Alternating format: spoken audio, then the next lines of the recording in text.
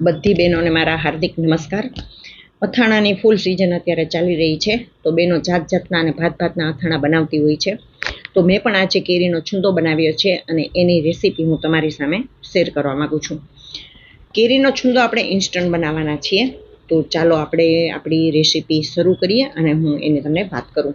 એક મિત્રને ત્યાંથી કેરી આવી છે અને આ કેરીને મેં ધોઈ નાખી છે। કેરી સરસ છે, કડક છે, એકદમ તાજી છે, ધોઈ અને લૂછી નાખી છે અને હવે એ કેરીની આપણે છાલું ખેડવાની છે। છાલું ખેડવી થોડી અઘરી તો પડે, કારણ કે કેરી કડક હોય અને ચપ્પુ થોડુંક વધારે ધારવાળું જોઈએ અને માંડ હાથમાં સમાતી હોય એટલે થોડું અઘરું તો પડે, પણ છતાંય આવી રીતે સરસ રીતે એની છાલો આપણે ઉખેડી નાખવાની છે।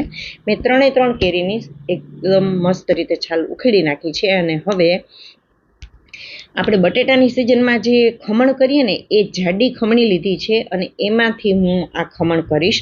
તમને એમ થાય કે આ ખમણ તો બહુ જાડું થશે, પરંતુ ના, આપણે આ છુંદો ગેસ ઉપર બનાવવાના છીએ, એટલે આ છુંદો છે એ થોડોક ગળી જતો હોય છે, એટલે કે આ જે જાડું ખમણ દેખાય છે ને એ સાવ માપસરનું ખમણ થઈ જશે, છેલ્લે તમે જોઈ શકશો આ વસ્તુને।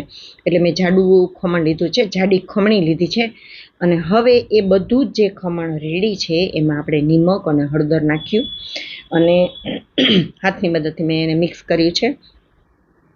ત્યાર પછી આપણે 10 મિનિટ માટે એને ઢાંકીને રાખી દઈશું, એટલે નિમકનું પાણી થોડુંક છૂટી જશે અને 10 મિનિટ પછી હવે આ જગ્યાએ આ સ્ટેપ ઉપર આપણે એમાં ખાંડ નાખવાની છે।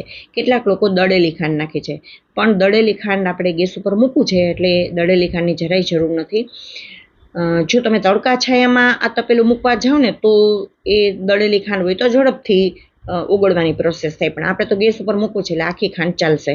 તો ખાંડનો જે મેં માપ રાખ્યું છે ને એ જેટલી કેરી છે ને એટલું જ એમાં ખાંડ નાખવાની છે। 1/4 કિલો કેરી છે તો મેં 1/4 કિલોથી થોડીક ઓછી એવી ખાંડ નાખી છે।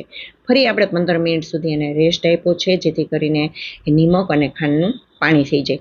નિમક અને ખાંડનું પાણી થાય પછી આપણે આ તપેલાને ગેસ ઉપર ચડાવી દેવાનું છે। તપેલું જાડું લેવાનું છે જેથી કરીને બળી ન જાય, અને સ્ટીલનું અથવા નોનસ્ટિક લેવાનું છે જેથી કરીને એની બીજી કોઈ આડઅસર ના થાય, કારણ કે કેરી ખાટી હોય છે। તો મેં તપેલું ગેસ ઉપર મૂકી દીધું છે, ગેસની ફ્લેમ મેં ધીમી રાખી છે અને બસ ચમચાની મદદથી આપણે આવી રીતે એને હલાવતા રહેવાનું છે અને હલાવતા જવાનું છે। થોડીક વાર થશે એટલે એમાં આમ બબલ્સ થવા લાગશે અને એનો રંગ છે એ થોડો બદલાતો જશે।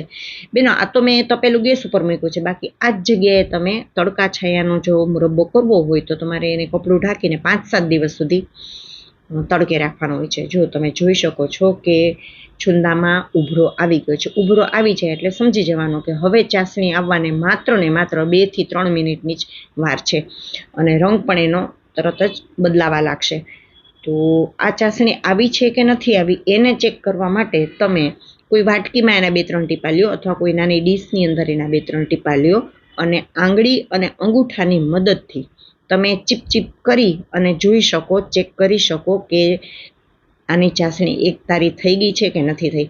તો એક તારી ચાસણી થાય એટલે આપણે ગેસની ફ્લેમ બંધ કરી દેવાની છે અને આપણો મુરબ્બો એકદમ રેડી છે। હવે આ મુરબ્બો આખું વરસ ન બગડે, આમાં પાણીનો ભાગ બિલકુલ બળી ગયો છે। તો આ જે આપણું કમ્પ્લીટ તૈયાર થઈ ગયું છે એ મિશ્રણને આપણે 4 થી 5 કલાક સુધી ઠંડુ થવા દેવાનું છે, બિલકુલ ઠંડુ થવા દેવાનું છે અને ત્યાર પછી એમાં આપણે નાખીશું કાશ્મીરી લાલ મરચું। જો ઠંડુ થશે ને એટલે થોડુંક ઘટ પણ થશે અને એનો રંગ પણ બદલાશે। કાશ્મીરી લાલ મરચું નાખવાથી થોડીક તીખાશ પણ રહેશે અને માપની તીખાશ રહેશે અને રંગ એનો બહુ સુંદર રહેશે, એટલે આપણે જનરલી અથાણામાં છે ને કાશ્મીરી લાલ મરચું જ નાખતા હોય છે।